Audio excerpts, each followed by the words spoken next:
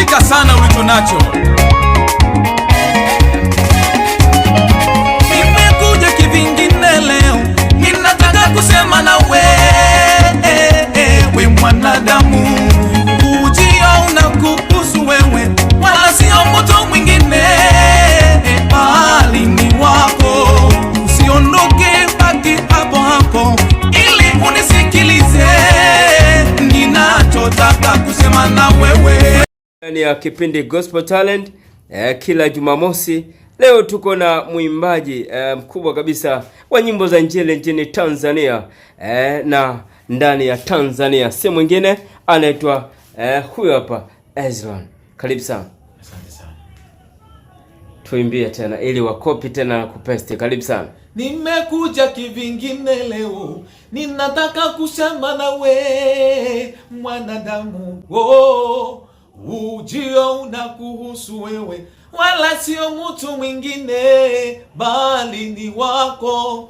Usiondoke, baki hapo hapo ili unisikilize ninachotaka kusema na wewe.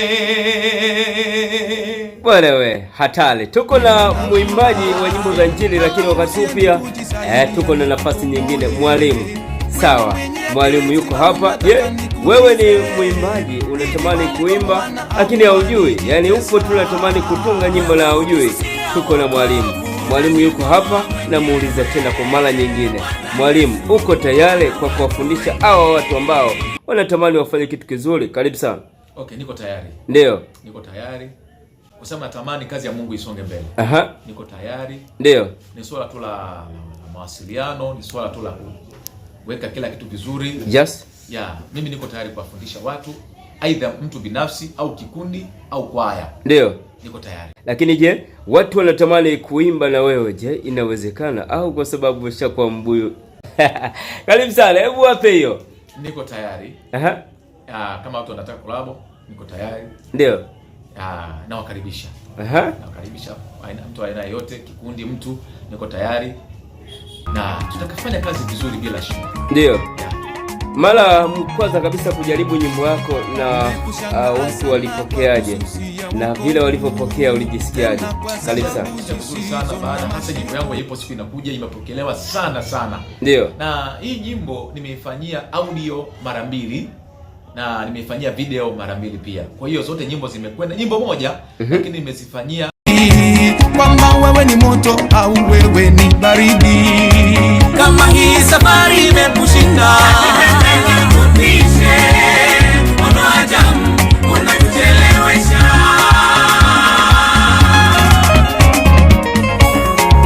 wewe wasusia wokovu wa nafsi yako. Kwa nini ndugu?